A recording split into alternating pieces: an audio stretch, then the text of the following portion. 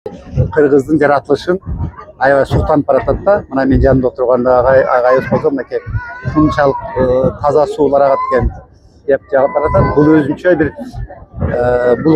бул 30 жылдыкка карата бул уюштурулган кезүү саякат бул жылдын маанилүү бир Манас университетинин 30 жылына карата маанилүү бир сапар болуп калды десем айтсам болот.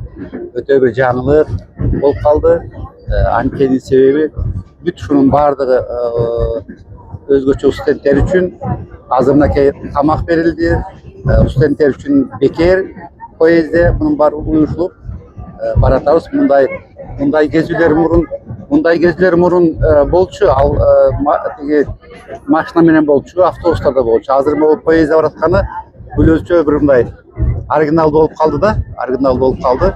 Азыр эми балыкчыга барып, балыкчыда өтөйүн ошол жерде концерттик программа болот экен.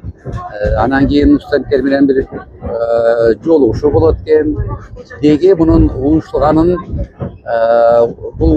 мазмуну, программасы мазмуну мына уюштурган агайлардын бири биздин теги ректордун кеңешчиси уюштурганды койжо тартıyor.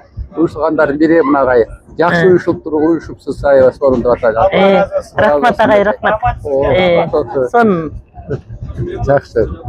Чылып менимче бул кезүү, бул сапар өзгөчө жаштарга жагып атат.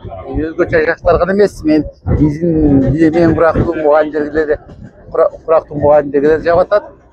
Бул да кенен кесип сүйлөшүп, ар кандай ойлорду бөлүшүп, алдыдагы пландарды бөлүшүп баратабыз.